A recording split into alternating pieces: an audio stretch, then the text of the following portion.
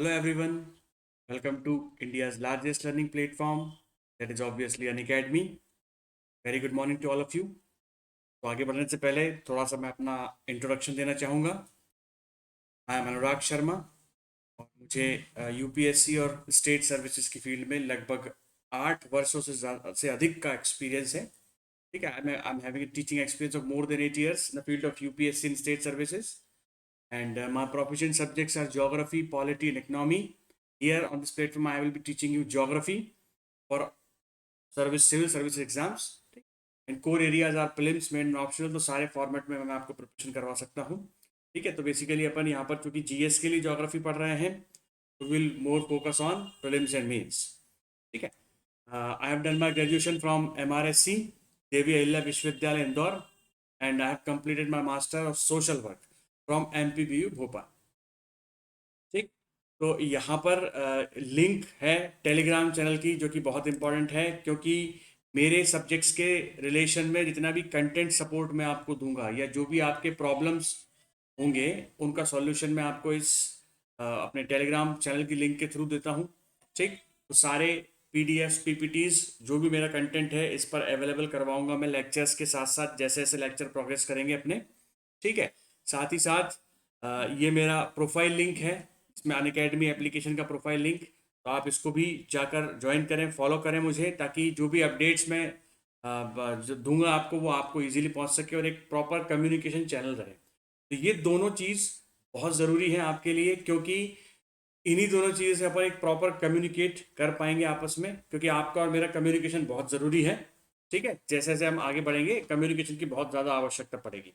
ठीक है, तो चलिए आगे बढ़ते हैं.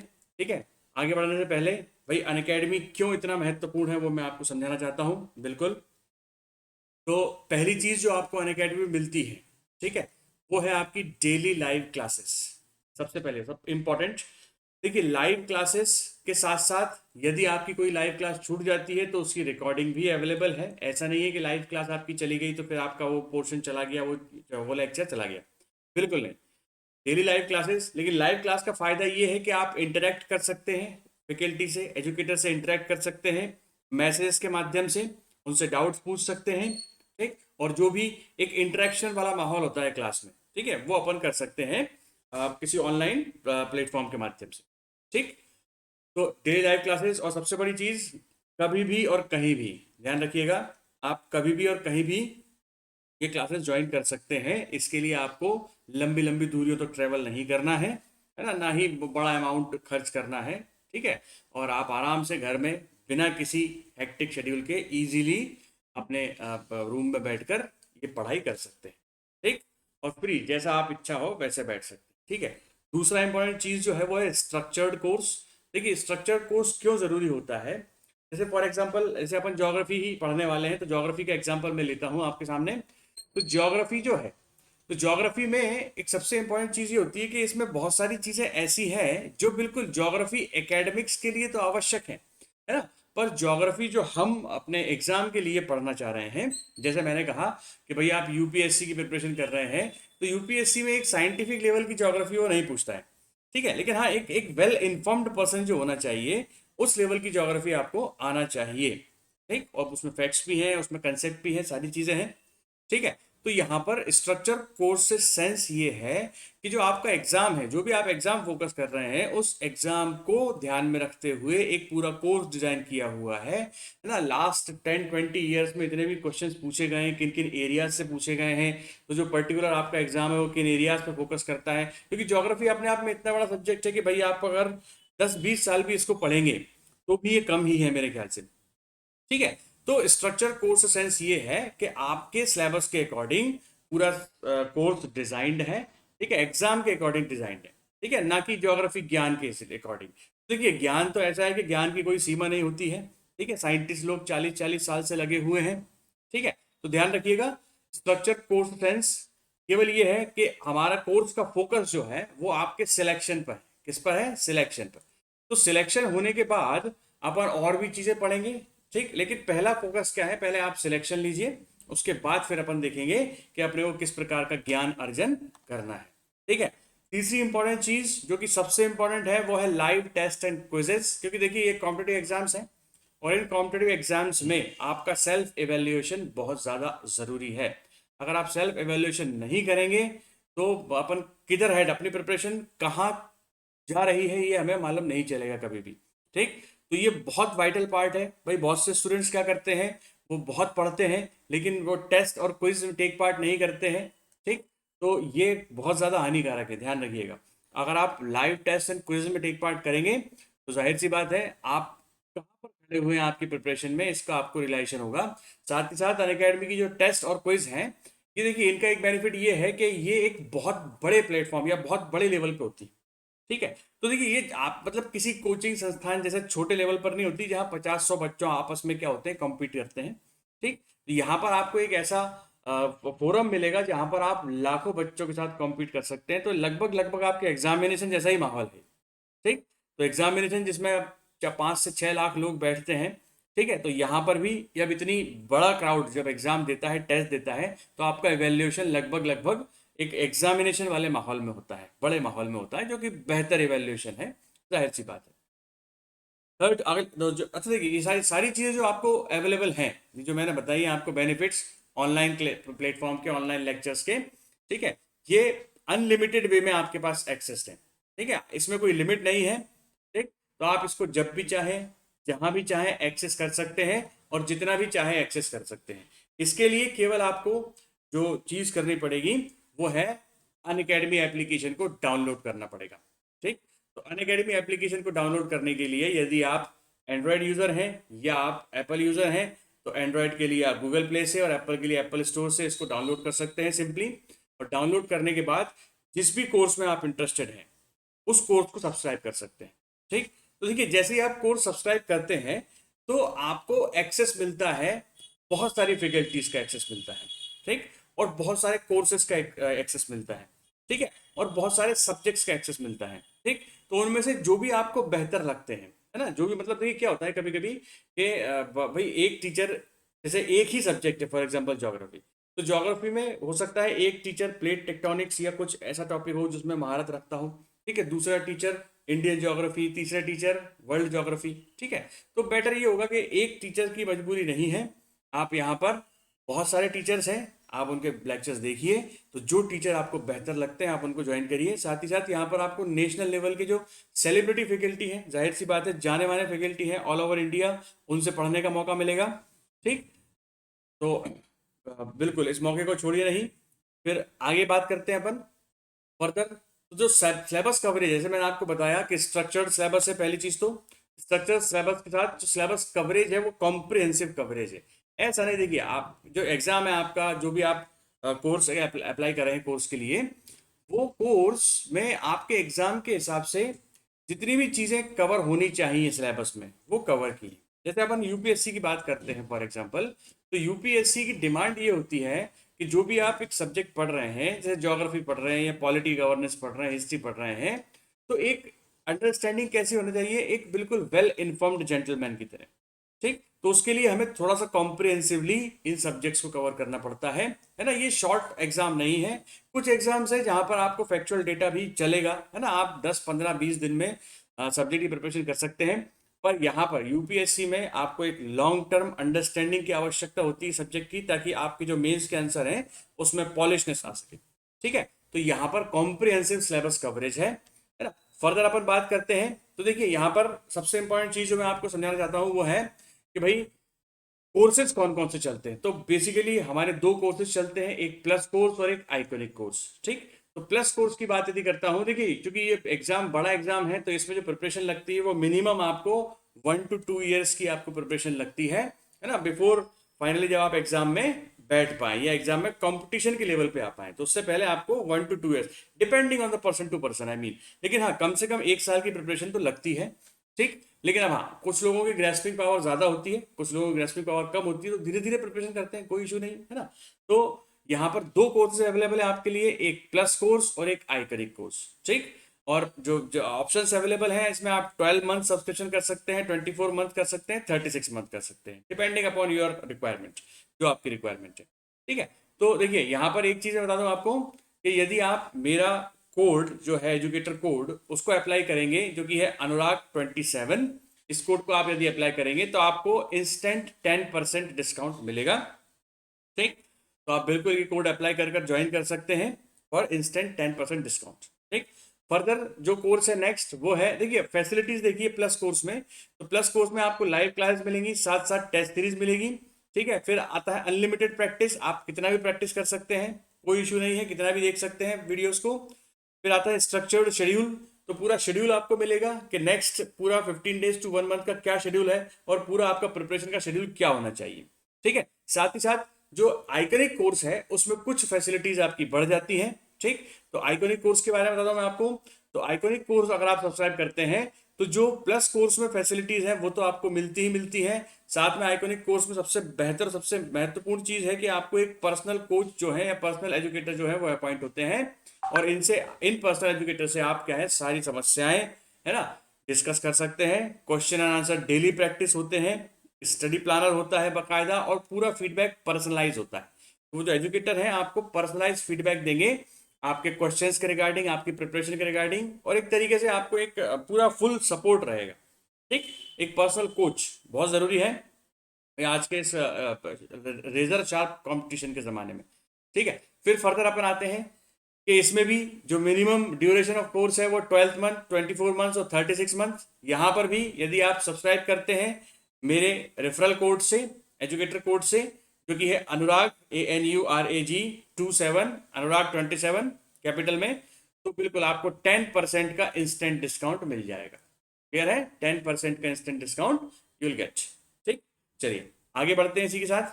ठीक है, देखिए अब ऑप्शनल सब्जेक्ट्स की भी प्रिपरेशन हम लोग करवाते हैं। ठीक है, तो जीएस के कोर्सेज तो हैं ही बहुत सारे, तमाम फैकल्टी तमाम कोर्सेज हैं, साथ ही साथ ऑप्शनल सब्सक्रिप्शन भी है।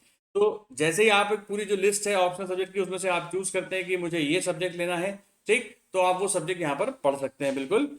उसके लिए भी लॉन्ग टर्म कोर्सेज हैं, 12 मंथ्स, 24 मंथ्स एंड 36 मंथ्स। ठीक, यहाँ पर भी आप अगर मेरा कोड अप्लाई करेंगे जो कि है अनुराग 27, तो आप इजीली क्या कर सकते हैं 10% का डिस्काउंट प्राप्त कर सकते हैं। ठीक है, एक बहुत लंबी लिस्ट है ऑप्शनल की, आप उसमें से चूज कर सकते हैं। ठीक, पर देखिए अब हम आते हैं अपने कोर्स पर जो कि है ज्योग्राफी फॉर सिविल सर्विसेज और कंप्लीट ज्योग्राफी, है ना। इसमें अपन कुछ छोड़ेंगे नहीं, एकदम बेसिक से स्टार्ट कर एडवांस लेवल तक जाएंगे, जो लेवल आपको इस एग्जाम के लिए आवश्यक है। क्लियर है, तो आज पहला लेक्चर है जो कि है इंट्रोडक्शन टू ज्योग्राफी। तो इसमें अपन कुछ बेसिक कंसेप्ट की बात करेंगे, ज्योग्राफी की बात करेंगे कि भाई कहाँ से शुरू हुई ज्योग्राफी, और प्रेजेंट में जो हमारा एग्जामिनेशन है उसमें हमें क्या क्या पढ़ना है ज्योग्राफी का, क्योंकि बेसिकली हम अभी देखेंगे थोड़ी देर में कि geography is actually everything around you. ठीक, चलिए तो अपन देखते हैं आगे।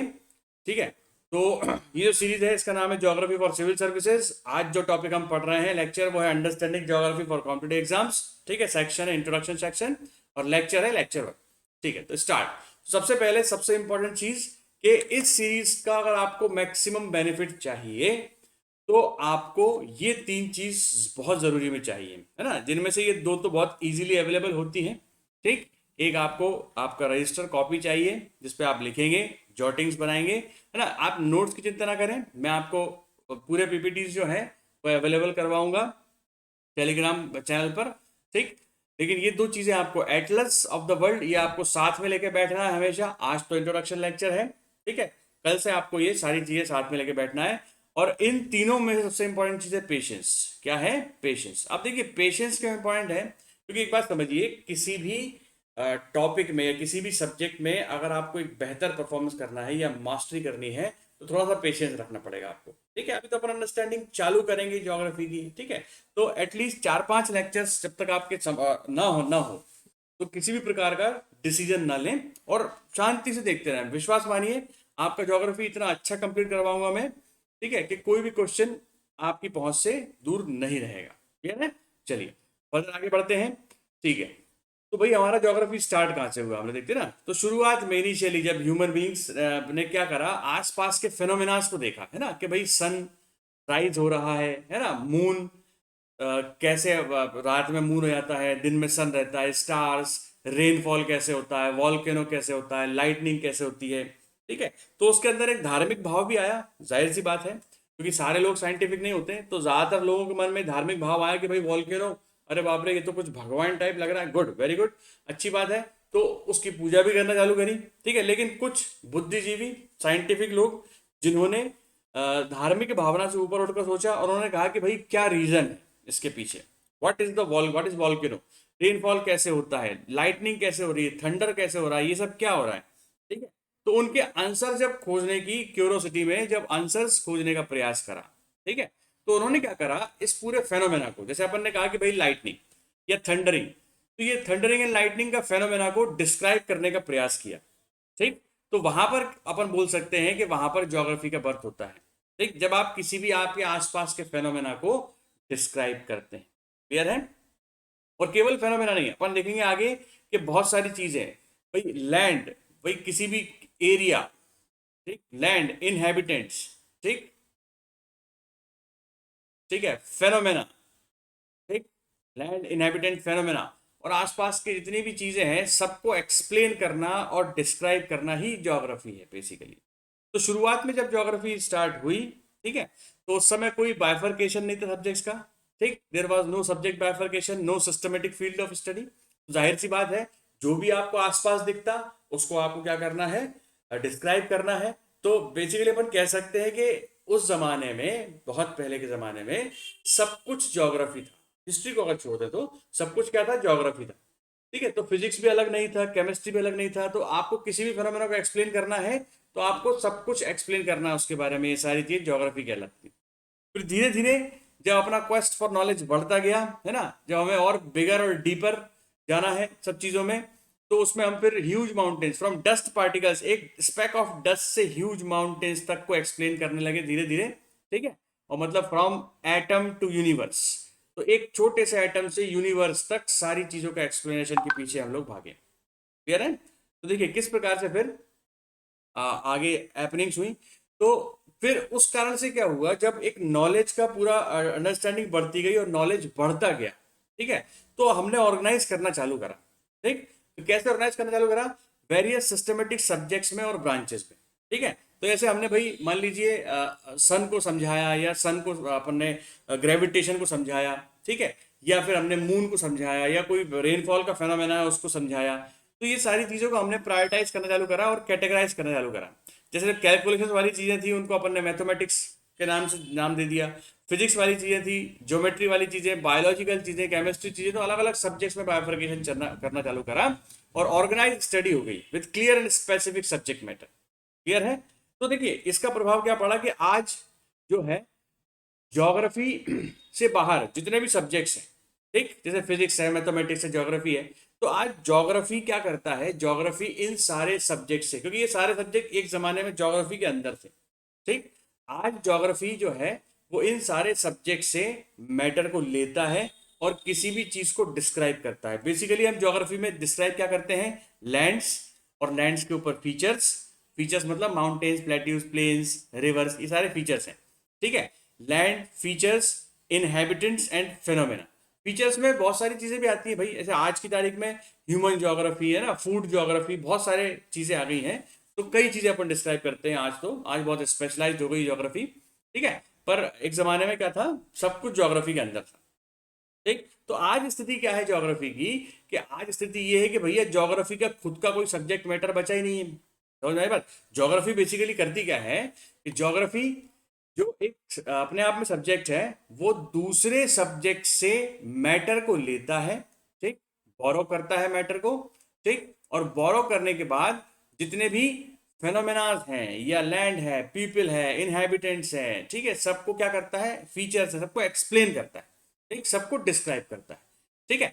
तो ज्योग्राफी का खुद का अपन देखा जाए तो फॉर एग्जांपल अपन जैसे फिजिकल ज्योग्राफी पढ़ेंगे, तो physical geography is all about आपका फिजिक्स, जाहिर सी बात है, जिसमें अपन, और geology, interior structure, plate tectonic, तो सब अगर आप फिजिकल ज्योग्राफी में पढ़ोगे तो वो सारा कहाँ से लिया हुआ है, जियोलॉजी से लिया हुआ है, जाहिर सी बात है।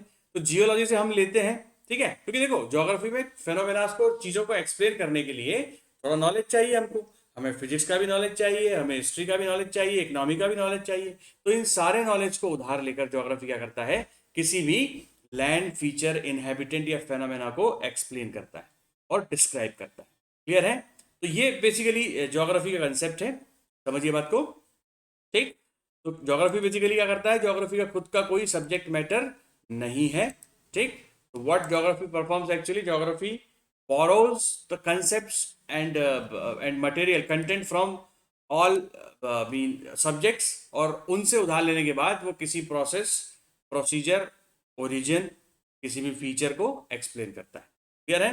तो फर्दर सिंपल शब्दों में समझ में आया कहाँ से अपन ने ज्योग्राफी स्टार्ट किया। ज्योग्राफी भाई कुछ शुरुआती आंसर्स ढूंढने का प्रयास था, ठीक है, और वो धीरे धीरे बढ़ता गया, क्योंकि अपन भाई हर चीज जो आपके आसपास है ना वो साइंस ही है, जाहिर सी बात है। तो हर चीज आपके आसपास है, हर चीज का आपको आंसर देना है, तो धीरे धीरे ये जो ज्ञान है बढ़ता गया ह्यूमन का, और उसको बाइफर्केशन अलग अलग सब्जेक्ट्स में करना बहुत जरूरी हो गया। ठीक है, तो ऐसा नहीं है कि ज्योग्राफी ने अपना सिग्निफिकेंस खो दिया आज की तारीख में, बिल्कुल नहीं। ठीक है, तो ज्योग्राफी एक तरीके से एक प्रोसेस है ना। ज्योग्राफी सब्जेक्ट्स अपन सब्जेक्ट बोलते हैं गुड, जो तो ज्योग्राफी एक प्रोसेस है ना। और ज्योग्राफी के माध्यम से हम क्या करते हैं, बाकी सब सब्जेक्ट से हम क्या करते हैं, कंटेंट लेते हैं, ठीक, और उस कंटेंट को क्या करते हैं, उस कंटेंट की सहायता से किसी भी चीज को डिस्क्राइब करते हैं। जैसे मैंने कहा माउंट एवरेस्ट, माउंट एवरेस्ट को डिस्क्राइब करना है आपको, ठीक, तो माउंट एवरेस्ट को डिस्क्राइब करने के लिए आपको जाहिर सी बात है जियोलॉजी से उधार लेना पड़ेगा।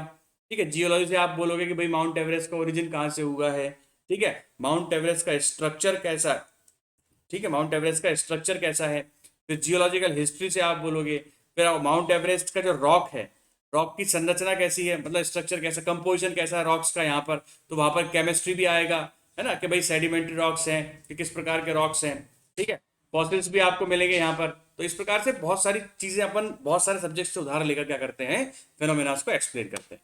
क्लियर है? चलिए तो आगे बढ़ते हैं अब। ठीक है, अब देखिए ये जो पार्ट है इसमें अपन डिटेल में क्यों नहीं जा रहे हैं, क्योंकि ये जो बेसिकली ऑप्शनल जो सब्जेक्ट्स जिनके रहते हैं वो इन चीज़ों को डिटेल में पढ़ते हैं। हमें केवल एक अंडरस्टैंडिंग चाहिए कि भाई ज्योग्राफी है क्या। ठीक है, बेसिकली तो ज्योग्राफी मेरे हिसाब से ज्योग्राफी क्या है, एक प्रोसेस है। इस प्रोसेस में क्या करते हैं आप, सारे फील्ड से क्या करते हैं, कैप्चर करते हैं चीज़ों को, और किसी भी चीज़ को एक्सप्लेन करते हैं और डिस्क्राइब करते हैं। क्लियर है? तो देखिए भाई अब सीधी सी बात है, ज्योग्राफी की अपन बात करते हैं तो ज्योग्राफी दो शब्दों से मिलके बना है, एक है जियो, दूसरा है ग्राफी। ठीक, जियो मीन्स होता है अर्थ और ग्राफी मीन्स होता है डिस्क्रिप्शन, तो क्या अपन बात करते आ रहे हैं। तो अर्थ का डिस्क्रिप्शन, अब अर्थ का डिस्क्रिप्शन मतलब ऐसा नहीं केवल आप अर्थ, अर्थ का डिस्क्रिप्शन मतलब अर्थ पर सभी चीजों का डिस्क्रिप्शन। ठीक, तो अर्थ पर एक छोटा सा रॉक है, एक छोटे से रॉक से लेकर माउंट एवरेस्ट तक सभी चीजों का डिस्क्रिप्शन। तो ये तो अपन ने फीचर्स की बात कर ली, इसके साथ साथ इनहेबिटेंट्स, पीपल, किस प्रकार के लोग रहते हैं, ठीक है, और फेनोमेनास, फेनोमेनास जैसे मैंने कहा भाई जैसे जैसे सीजन्स आ रहे हैं, है ना, समर, विंटर, स्प्रिंग, ऑटम, ये सीजन्स कैसे होते हैं, ठीक है, rotation of earth, revolution of earth, ये सारे फेनोमेनास हैं। तो इन फेनोमेनास का भी एक्सप्लेनेशन, डिस्क्रिप्शन। ठीक है, तो हमें क्या करना पड़ता है, हमें ज्योग्राफी के माध्यम से इन सारी चीज जो आपके आसपास हैं उनको डिस्क्राइब करना पड़ता है। बेसिकली हम जियो मीन्स अर्थ, ग्राफी मीन्स, देखिए हिंदी में इसका नाम है भूगोल विषय का। ठीक है, भूगोल तो ये सिंपल शब्द है, जो कि धरती है वो गोल है, ये सेल्फ एक्सप्लेनेटरी नहीं है। इंग्लिश में जो आप जियोग्राफी देखते हैं तो आपको इस सब्जेक्ट का अर्थ बेहतर तरीके से समझ में आता है। ठीक है, तो क्या डेफिनेशन होगी ज्योग्राफी की, तो ज्योग्राफी, ज्योग्राफिया ग्रीक में अपन बोलते हैं, means earth description. Geography is a field of science devoted to the study and description of land features, inhabitants and phenomena of earth. और इस स्टडी और डिस्क्रिप्शन में अगर हमें तमाम सब्जेक्ट्स जो हैं दूसरे उनकी भी आवश्यकता लगी तो बिल्कुल हम क्या कर सकते हैं, उन सब्जेक्ट से कंटेंट को उधार लेंगे, कंसेप्ट को उधार लेंगे और चीजों को एक्सप्लेन करेंगे। ठीक, तो बेसिकली ज्योग्राफी के पास खुद का कुछ बचा ही नहीं है ना, ज्योग्राफी ने सब कुछ क्या कर दिया, बांट दिया अलग अलग सब्जेक्ट्स में, लेकिन पहले सब कुछ ज्योग्राफी था। ठीक है, तो चलिए आगे बढ़ते हैं अपन इसी के साथ। तो फर्दर सबसे पहले तो डिस्क्राइब क्या करना है ज्योग्राफी में, भैया हमें डिस्क्राइब करना है तो क्या करना है डिस्क्राइब, तो हमने जैसे कि देखा अभी, सबसे पहले आपको लैंड डिस्क्राइब करना है। ठीक है, लैंड किस प्रकार का है, ठीक, फीचर्स, वहां पर फिजिकल फीचर्स कौन से हैं, फिर इनहेबिटेंट्स और फेनोमेनास, तो ये बहुत सारी चीजें। तो बेसिकली जितनी भी चीजें हम डिस्क्राइब करते हैं ज्योग्राफी में उनको इन अपनी चार हेड्स में डिवाइड कर सकते हैं, लैंड, फीचर, इनहेबिटेंट्स एंड फेनोमेनास। तो देखिए आगे फर्दर अपन जब इनहेबिटेंट्स के बारे में पढ़ेंगे तो उसको अपन ह्यूमन ज्योग्राफी कहेंगे, समझ में बात। फेनोमेनास के बारे में पढ़ेंगे तो उसको फिजिकल ज्योग्राफी कहेंगे। ठीक है, फिजिकल फीचर्स के बारे में पढ़ेंगे तो उसको रीजनल ज्योग्राफी कहेंगे, समझ में बात। लैंड के बारे में पढ़ेंगे तो उसको फिजिकल ज्योग्राफी कहेंगे। तो फिजिकल ज्योग्राफी में अपन एटमॉस्फेयर भी पढ़ेंगे, लिथोस्फेयर भी पढ़ेंगे, ठीक है ना, हाइड्रोस्फेयर भी पढ़ेंगे, तो ये सारी चीजें पढ़ेंगे। तो बेसिकली जो बाइफर्केशन है सब्जेक्ट का, ठीक है, वो धीरे धीरे आपको समझ में आना चाहिए। ठीक, तो देखो, initially relief features and physical phenomena such as rotation, revolution, sun, moon, planet, eclipse, tides, lightning, rainfall, mountains, plateaus, plains. तो इनिशियली अपन बात करते हैं तो इनिशियली रिलीफ फीचर्स और फिजिकल फेनोमेना जो है वो आपको डिफाइन करना पड़ते थे, ठीक है। पर धीरे धीरे इस सब्जेक्ट का स्कोप बढ़ता गया। Later on the scope of geography expanded and it took the form of various specialised branches like human geography, economic geography, ठीक है ना। इवन टुडे आज आज के पर बात करते हैं तो फूड ज्योग्राफी भी आ गया है, ठीक है। तो इस प्रकार से काफी कुछ चीजें हैं जो डेवलप हो चुकी हैं, है ना। अब बहुत बेसिकली बहुत माइन्यूट लेवल पर अपन ज्योग्राफी किसी भी एक ट्रेड को या किसी भी एक फीचर को स्टडी करते हैं। ठीक, चलिए आगे बढ़ते हैं इसी के साथ। अब देखिए, ज्योग्राफी में मैं आपको इंपॉर्टेंट चीज बता रहा हूं कि ज्योग्राफी में जब हम किसी भी चीज को डिस्क्राइब कर सकते हैं, किसी भी चीज को, मतलब जो मैंने आपको बताया, लैंड, इनहेबिटेंट, फीचर्स और फेनोमेनास, ठीक है, इन सबको जब हम डिस्क्राइब करते हैं तो उनके बेसिकली 4 एस्पेक्ट को हम स्टडी करते हैं। कितने एस्पेक्ट्स को? 4 एस्पेक्ट्स को स्टडी करते हैं, है ना। तो पहला एस्पेक्ट है ओरिजिन का। क्या है? ओरिजिन। पहला एस्पेक्ट क्या है? ओरिजिन। दूसरा एस्पेक्ट है लोकेशन, क्योंकि देखिए अगर अर्थ पर हमें किसी भी चीज का फेनोमेना हो गया, इनहेबिटेंट हो गया किसी भी, तो उसकी लोकेशन निकालना जरूरी है। भाई लोकेशन क्या है? जैसे आप इनहेबिटेंट्स में अगर बात कर रहे हैं कि आप भाई एस्किमोज की बात कर रहे हैं, ठीक है, तो एस्किमोज कहाँ पे रहते हैं ये आपको पता होना चाहिए, तो उनकी लोकेशन बहुत इंपॉर्टेंट है। ओरिजिन मतलब अगर आप किसी फेनोमेना की बात कर रहे हैं या किसी फीचर की बात कर रहे हैं, मैंने कहा फॉर एग्जांपल अपन ने कहा माउंट एवरेस्ट, ठीक, तो माउंट एवरेस्ट की ओरिजिन की बात करते हैं, ठीक, तो माउंट एवरेस्ट की ओरिजिन अपन ढूंढने निकले, ठीक है। फिर लोकेशन ढूंढने निकले, फिर मैकेनिज्म, कौन से मैकेनिज्म से डेवलपमेंट हुआ है किसी भी चीज का, ठीक है, और चौथा कैरेक्टरिस्टिक्स। तो फॉर एग्जांपल जैसे मैंने माउंट एवरेस्ट लिया, ठीक, तो माउंट एवरेस्ट को जब मैं डिफाइन करूंगा या जब डिस्क्राइब करूंगा या उसको स्टडी करूंगा या स्टडी करके डिस्क्राइब करूंगा, तो मुझे क्या चाहिए? बेसिक 4 एस्पेक्ट पे स्टडी चाहिए, ठीक। पहला है ओरिजिन पर स्टडी, बिल्कुल, कि माउंट एवरेस्ट आया कहां से भैया, है ना, ये कब से आया है, पहले क्या था इसकी जगह। तो देखिए इस इन 4 चीजों के उत्तर देने में अपना पूरा ज्योग्राफी का जो सिलेबस और करिकुलम है वो डेवलप हो जाएगा, ठीक। दूसरा लोकेशन, तो बिल्कुल माउंट एवरेस्ट कहाँ पर है ये जरूरी है बताना, क्योंकि अर्थ अपना क्या है? ऑब्लेट स्फेरॉइड है, जियोइड है, ठीक है, तो उसमें हमें समझना पड़ेगा कि किस प्रकार से अपन लोकेट करते हैं चीजों को। तीसरा है कि भाई किस मैकेनिज्म से माउंट एवरेस्ट बना है, तो वो मैकेनिज्म अपन देखेंगे, ठीक है। उसमें अपन जियो सिंक्लाइनल थ्योरी वगैरह बहुत सारी थ्योरीज हैं माउंटेन बिल्डिंग की, ठीक है, तो वो देखेंगे अपन।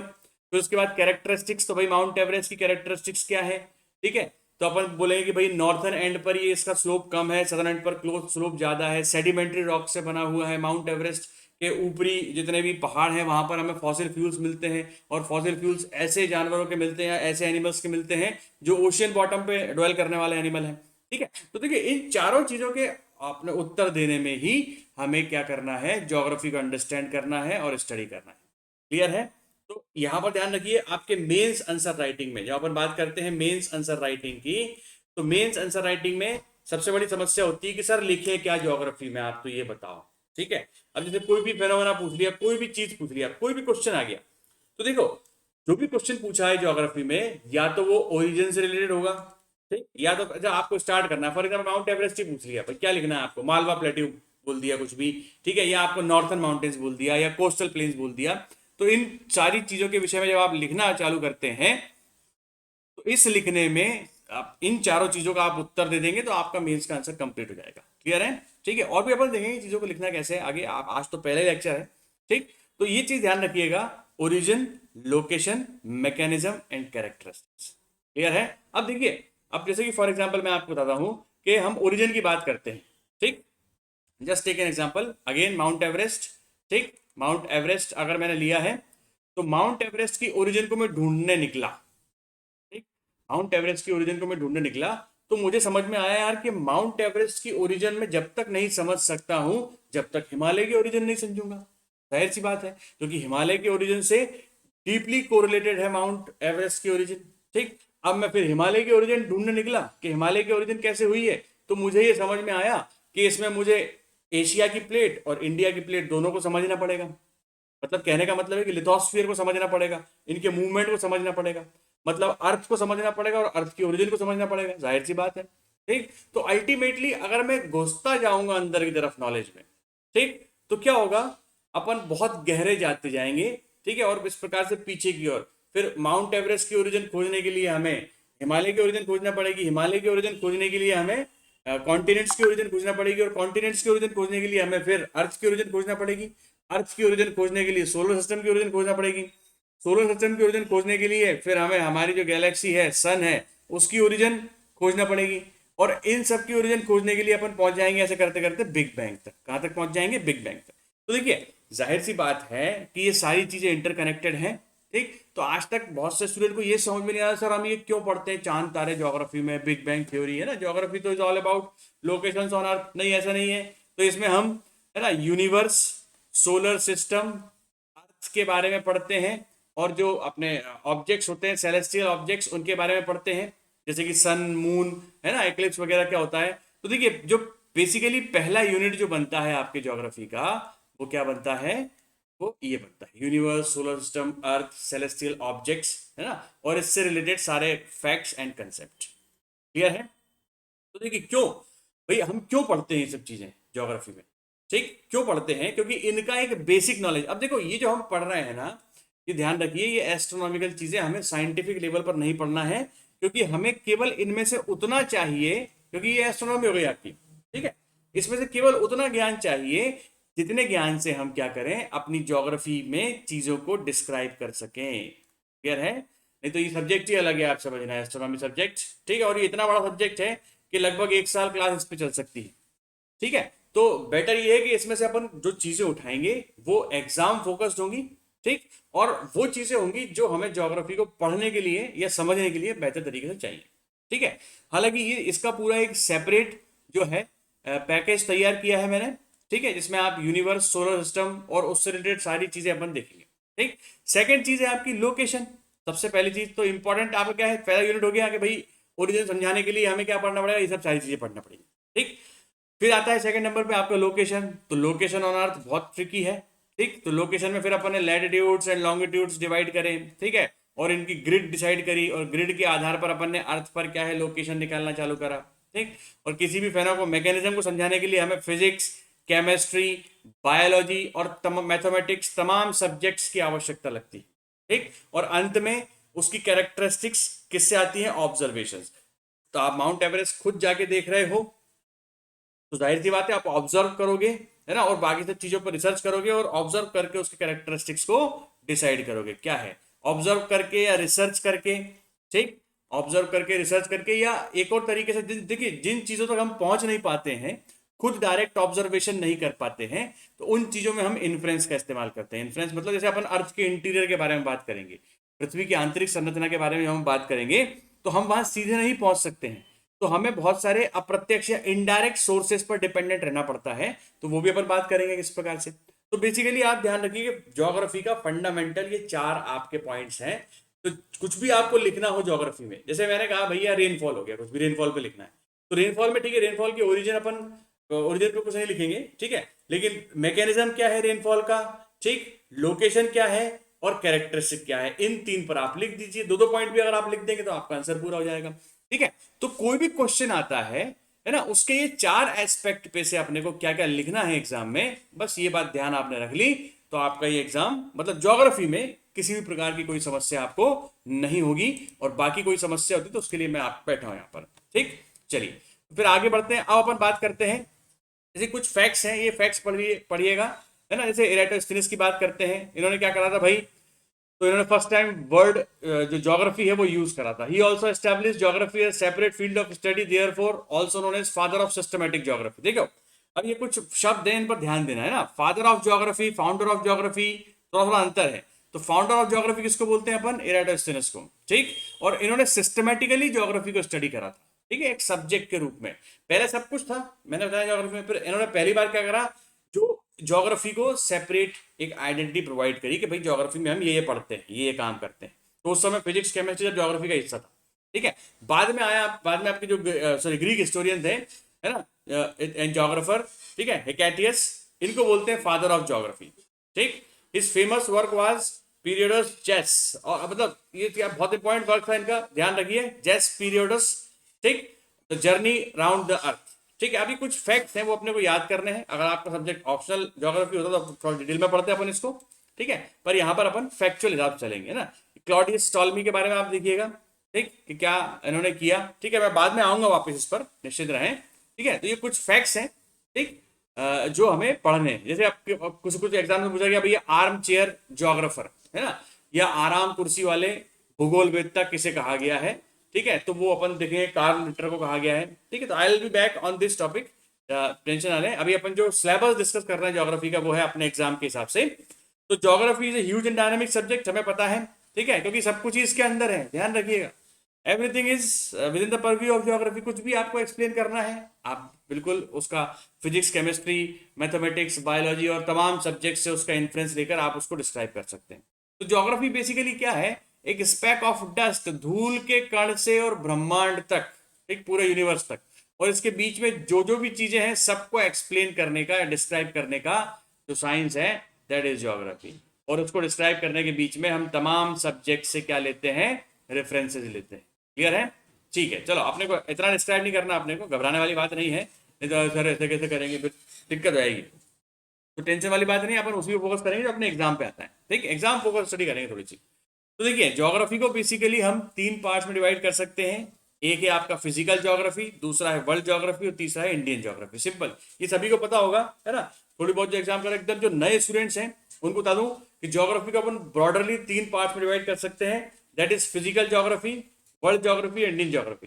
तो फिजिकल ज्योग्राफी में हम क्या पढ़ते हैं, फेनोमेनास पढ़ते हैं, है ना, और बहुत सारी चीजें पढ़ते हैं, ठीक, मैकेनिज्म्स पढ़ते हैं जो हम आसपास देखते हैं, ठीक है। जैसे हम इसमें पढ़ेंगे जियोमॉर्फोलॉजी यानी कि लिथोस्फीयर के बारे में, क्लाइमेटोलॉजी यानी कि एटमॉस्फेयर के बारे में, और ओशियोनोग्राफी यानी कि हाइड्रोस्फीयर के बारे में, ठीक। तो ये तीनों अपन चीजें पढ़ेंगे, ठीक है, जो कि डिटेल में पढ़ेंगे अपन, है ना, निश्चित रहे। तो इनको पढ़ने के बाद क्या है, अपनी अंडरस्टैंडिंग ज्योग्राफी की बढ़ जाएगी, ठीक, और ज्योग्राफी की बेटर अंडरस्टैंडिंग होगी। उसके बाद हम वर्ल्ड ज्योग्राफी आराम से पढ़ेंगे और इंडियन ज्योग्राफी भी पढ़ सकते हैं, क्योंकि हमें ऑलरेडी जो अंडरस्टैंडिंग चाहिए ज्योग्राफी की वो फिजिकल ज्योग्राफी के फेनोमेनाज, मैकेनिज्म्स, फीचर्स से मिल चुकी है। और उसके बाद जब हम इंडियन ज्योग्राफी, वर्ल्ड ज्योग्राफी पढ़ेंगे तो हमारी अंडरस्टैंडिंग क्या होगी, डबल से भी ज्यादा होगी, ठीक। ऐसे ही जो वर्ल्ड ज्योग्राफी है, तो वर्ल्ड ज्योग्राफी में अपन 2 पार्ट्स देखते हैं, ठीक। एक होता है वर्ल्ड जनरल ज्योग्राफी, एक होता है वर्ल्ड रीजनल ज्योग्राफी। क्लियर है। तो वर्ल्ड जनरल ज्योग्राफी में हम वर्ल्ड की सॉइल पढ़ते हैं, क्लाइमेट्स पढ़ते हैं, है ना, कि भाई अलग अलग कहाँ कहाँ पर क्या क्या है, इंडस्ट्रीज पढ़ते हैं, ट्रांसपोर्टेशन पढ़ते हैं वर्ल्ड के बारे में, ठीक। और रीजनल ज्योग्राफी में हम क्या पढ़ते हैं, रीजनल ज्योग्राफी में हम पर्टिकुलरली कॉन्टिनेंट वाइज या कंट्री वाइज किसी भी एक फोकस करते हैं, कंट्री को, कॉन्टिनेंट को, और उसकी पूरी ज्योग्राफी अपन सेपरेट ज्योग्राफी एकदम एकदम आप समझ लीजिए बहुत छोटे लेवल पर, है ना, माइनर लेवल पर स्टडी करते हैं। तो आपने इंडिया को पकड़ लिया, इंडियन ज्योग्राफी क्या है actually, Indian geography world regional geography का ही एक पार्ट है ना, जिसमें आप इंडियन ज्योग्राफी को डिटेल में पढ़ोगे। ऐसे दुनिया की हर कंट्री को आप डिटेल में पढ़ सकते हो, ठीक, पर अपने को नहीं पढ़ना है इतना डिटेल में, अपने को इंडियन ज्योग्राफी जरूर डिटेल में पढ़ना है, पर वर्ल्ड ज्योग्राफी अपन एक कॉन्टिनेंट लेवल पर पढ़ा जाएगा।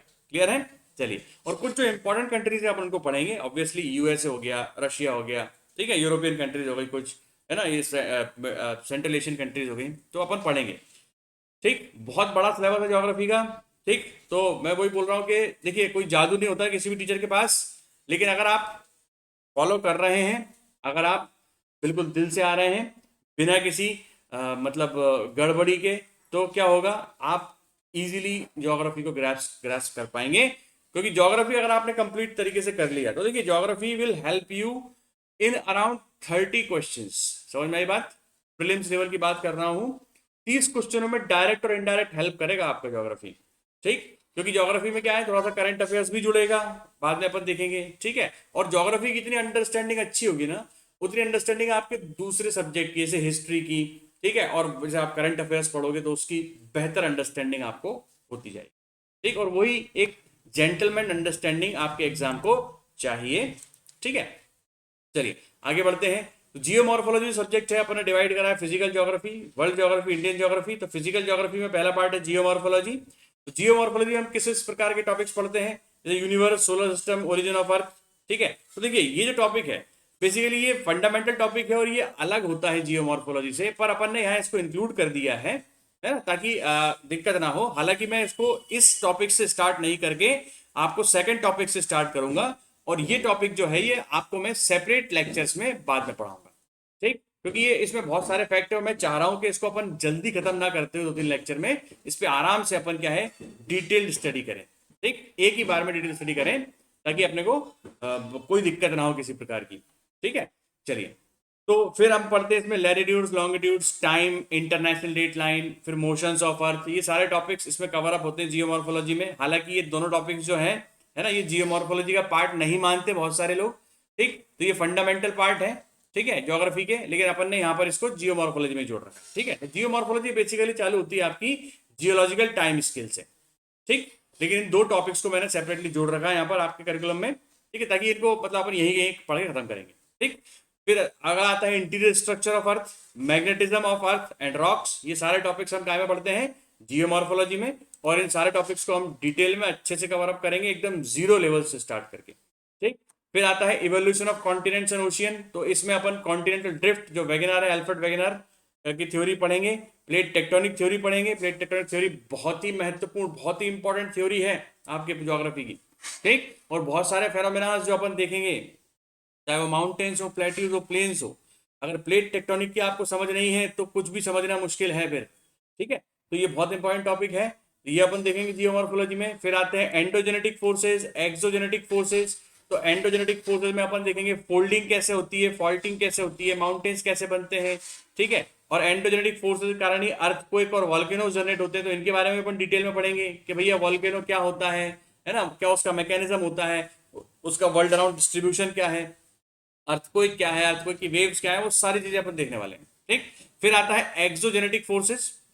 एक्सोजेनेटिक फोर्सेस मतलब ऐसे फोर्सेस जो अर्थ की सरफेस के ऊपर से यानी कि बाहर से काम करते हैं। और एंडोजेनेटिक फोर्सेस मतलब अर्थ की सरफेस के अंदर से काम करने वाले फोर्सेस। ठीक है, तो इसमें हम पढ़ेंगे भाई डिन्यूटेशन क्या होता है, वेदरिंग क्या होता है, इरोजन क्या होता है, एजेंट्स कौन कौन से हैं डिन्यूटेशन के, और वेरियस लैंडफॉर्म्स कैसे क्रिएट करते हैं ये डेपोजिशन से और इसके इरोजन से और डेपोजिशन से किस प्रकार से वेरियस लैंडफॉर्म्स क्रिएट करते हैं। ये सारी चीजें अपन पढ़ने वाले हैं इसमें एक्सोजेनेटिक फोर्सेस में। फिर आता है आपका इस जियोमॉर्फोलॉजी का लास्ट टॉपिक, वो है ऑर्डर्स ऑफ लैंडफॉर्म्स, है ना। तो इसमें अपन first order, second order, third order landforms पढ़ेंगे, और बहुत सारे लैंडफॉर्म्स अपन देखने वाले हैं। जैसे वर्ल्ड के माउंटेन्स देखेंगे अपन, वर्ल्ड के प्लेट्यूज देखेंगे, वर्ल्ड के प्लेन्स देखेंगे कौन कौन से हैं, lakes, islands, deserts, strait, isthmus, rivers, बहुत सारी चीजें अपन देखेंगे, है ना। तो ये जो टॉपिक अपन जो देखेंगे आखिरी में, ये मिलता बहुत बहुत मिलता जुलता टॉपिक है वर्ल्ड ज्योग्राफी से। ठीक, तो बहुत सारी चीजें अपन यहाँ पर कवर करेंगे और बाकी चीजें अपन वर्ल्ड ज्योग्राफी में कवर करेंगे। क्लियर है। तो देखिए पूरा एक जो सिलेबस है वो अपन ने बढ़िया तरीके से डिजाइन कर रखा है। ठीक, तो उसमें कोई इशू नहीं है। आपका काम बस ये है कि वो तीन चीजें मैंने आपको बताई थी, है ना, आपका कॉपी और pen plus world atlas plus patience, ये तीन चीज लेकर अगर आप क्लास में बैठे हैं तो ज्योग्राफी की आप टेंशन, आपके जीवन से ज्योग्राफी की समस्या मैं खत्म कर दूंगा, निश्चित रहे। ठीक, फिर आता है सेकंड, जो फिजिकल ज्योग्राफी का सेकंड सेक्शन है वो है क्लाइमेटोलॉजी। तो इसमें एटमॉस्फेयर के बारे में पढ़ेंगे कि भाई स्ट्रक्चर क्या है, कंपोजिशन क्या है, फिर एटमॉस्फेरिक टेम्परेचर क्या होता है, एयर प्रेशर और एटमॉस्फेरिक सर्कुलेशन कैसे होता है ना। इसमें अपन पढ़ेंगे वही high pressure, low pressure, wind एक जगह से दूसरी जगह मूव करती है, सर्कुलेशन बनते हैं, है ना। फिर आता है ह्यूमिडिटी एंड प्रेसिपिटेशन, तो रेनफॉल कैसे होती है वो अपन देखेंगे। फिर एयर मास एंड फ्रंट्स, इसमें साइक्लोन्स देखेंगे अपन, एयर मास एंड फ्रंट्स में साइक्लोन्स क्या होते हैं, एंटी साइक्लोन्स क्या होते हैं, एयर मास क्या होते हैं, फ्रंट्स कैसे डेवलप होते हैं। ठीक है, फिर ये सारी चीजें अपन कंप्लीट करेंगे किसमें, ये सारा एल नीनो, ला नीना, इतने भी सर्कुलेशंस बनते हैं, वॉकर सर्कुलेशंस, अर्थ पर जो भी मूवमेंट है और इन मूवमेंट के रिजल्टेंट में क्या क्या फिनोमेनाज होते हैं, वो सारी चीजें अपन इसमें स्टडी करेंगे। क्लियर है। फर्दर देखिए, फर्दर अपन चलते हैं आगे। तो फर्दर है ओशियनोग्राफी। तो ओशियनोग्राफी में अपन ओशियन के बारे में पढ़ते हैं। ठीक है, और ये मेजर आपके 6 टॉपिक्स हैं, जिसमें अपन ओशियन बॉटम का रिलीफ, तो भाई ओशियन बॉटम का रिलीफ कैसा है, ठीक, वो पढ़ते हैं। फिर टेम्परेचर, डेंसिटी, सेलेनिटी, ये बहुत इंपॉर्टेंट कैरेक्टरिस्टिक्स हैं आपके ओशियन वाटर के, जिसका बहुत प्रभाव रहता है ना पूरी ज्योग्राफी पर, है ना। जो ओशियन के आसपास के रीजन है उनकी ज्योग्राफी पर जो ओशियन वाटर की ये 3 कैरेक्टरिस्टिक्स हैं उसका जबरदस्त प्रभाव रहता है, जबरदस्त इफेक्ट होता है, तो इसलिए इनको पढ़ना आवश्यक है। फिर ओशियन करंट्स के बारे में पढ़ते हैं। ठीक है, कोरल रीफ्स एंड अटॉल्स के बारे में पढ़ेंगे, ओशियन टाइड्स के बारे में पढ़ेंगे, ओशियन डिपॉजिट्स कि भाई ओशियन में किस किस प्रकार के डिपॉजिट्स हमें मिलते हैं, ये भी हम पढ़ेंगे। ठीक है, तो फर्दर मैं अभी आज केवल आपको एक अंडरस्टैंडिंग दे रहा हूँ सब्जेक्ट्स की। तो अपन ने स्टार्ट किया ज्योग्राफी कहाँ से चालू हुआ है, और आज हमारे जो एग्जाम है, ठीक है, उसमें एग्जाम में क्या क्या पूछा जाएगा। ठीक, फिर आते हैं अपन वर्ल्ड ज्योग्राफी पर। तो वर्ल्ड ज्योग्राफी, जैसे मैंने आपको बताया कि वर्ल्ड ज्योग्राफी के 2 पार्ट हैं, एक है वर्ल्ड जनरल ज्योग्राफी, एक है वर्ल्ड रीजनल ज्योग्राफी। तो वर्ल्ड की जो जनरल ज्योग्राफी है, जनरल ज्योग्राफी में आप क्या पढ़ोगे, वर्ल्ड के क्लाइमेट कौन कौन से हैं, है ना, फिर वर्ल्ड के सॉइल्स और वेजिटेशन क्या है, वर्ल्ड का एग्रीकल्चर, फिशरी, एनिमल हस्बेंड्री, तो ये इंपॉर्टेंट चीज़ें कहाँ कहाँ, कौन कौन से मेजर सेंटर्स हैं वर्ल्ड में, है ना, जैसे अपन ने कहा भाई एग्रीकल्चर सेंटर्स कौन कौन से हैं, ठीक है, फिशिंग सेंटर कौन कौन से हैं, तो वो सारी चीज़ें पढ़ेंगे। वर्ल्ड की अपन इंडस्ट्रीज पढ़ेंगे, है ना, वर्ल्ड के मिनरल एंड एनर्जी रिसोर्सेज पढ़ेंगे, वर्ल्ड में ट्रांसपोर्टेशन पढ़ेंगे, वर्ल्ड की पॉपुलेशन एंड ट्राइब्स पढ़ेंगे। तो ये तो जनरल ज्योग्राफी हो गई वर्ल्ड की। इसके अलावा रीजनल ज्योग्राफी भी रहेगा, तो उसमें अपन कॉन्टिनेंट वाइज पढ़ेंगे, जैसे कि एशिया को पढ़ेंगे, अफ्रीका को पढ़ेंगे, भाई एशिया का फिजिकल फीचर क्या है, अफ्रीका क्या है, यूरोप क्या है, नॉर्थ अमेरिका क्या है, साउथ अमेरिका क्या है ना, ऑस्ट्रेलिया ओशिनिया क्या, पूरा रीजन अपन देखेंगे, एंटार्क्टिका देखेंगे, ठीक है। हालांकि एंटार्क्टिका डिटेल में नहीं देखेंगे पर फिर भी देखेंगे, ठीक है। फिर उसके बाद बहुत सारे वर्ल्ड के थीम मैप्स देखेंगे अपन, है ना, कि वर्ल्ड का भाई अपन ने ऐसे कहा कि भाई रेनफॉल का मैप क्या है वर्ल्ड का, वर्ल्ड का टेम्परेचर का मैप क्या है, तो बहुत सारे थेमेटिक मैप्स जो है वो अपन भी देखेंगे, ठीक। चलिए आगे बढ़ते हैं। तो अब इसके अलावा जो बचता है हमारे सिलेबस में वो है इंडियन ज्योग्राफी, ठीक है। जो देखो जो हम वर्ल्ड के बारे में पढ़ रहे हैं जनरल वे में, वो इंडियन के बारे में भी पढ़ेंगे। तो जैसे इंडिया का इंट्रोडक्शन क्या है भाई, इंडिया का लोकेशन क्या है, एक्सटेंट क्या है, आसपास क्या है, ऊपर नीचे क्या है, ठीक है, नाम कहाँ से आया इंडिया का, वो सारी चीज़ें। तो इंडिया का इंट्रोडक्शन एक बहुत इंपॉर्टेंट चैप्टर है ना, हमेशा एक आध सवाल आता है। फिर आता है जियोलॉजिकल स्ट्रक्चर ऑफ इंडिया, कि भाई आखिर जियोलॉजिकल स्ट्रक्चर जो रॉक्स, ये इंडिया कैसे बना है ना। एक ज़माने में मेडागास्कर के पास था इंडिया, है ना, गोंडवाना लैंड का भाग था, अब वो किस पे टकरा रहा है, लॉरेंशियन या एशियाटिक प्लेट से टकरा रहा है, ठीक। तो समझना ये पूरी चीज़ें अपन क्या देखेंगे इंडिया के बारे में, थोड़ा सा एक तरीके से जियोलॉजिकल हिस्ट्री ऑफ इंडिया देखेंगे, ठीक। फिर आता है फिजियोग्राफी।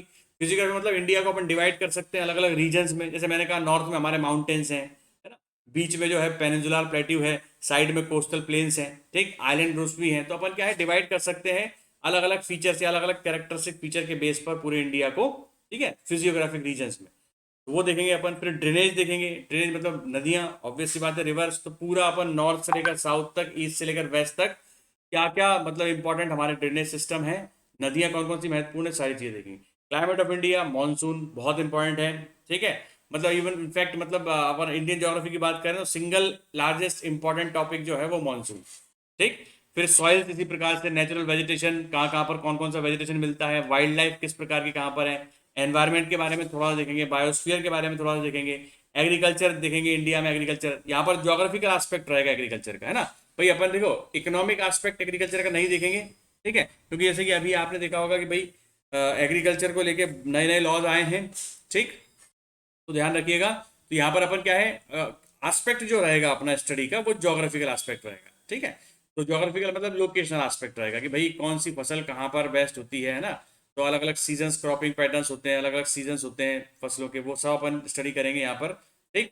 फिर आते हैं वाटर रिसोर्सेज, जाहिर सी बात है, तो लेक्स रिजर्वायर्स कौन कौन से हैं, तो इंडिया में वाटर रिसोर्सेज के बारे में स्टडी करेंगे, ठीक। फिर mineral resources, energy resources, industries, transport and communication, population and tribe, और फिर मिसलेनियस।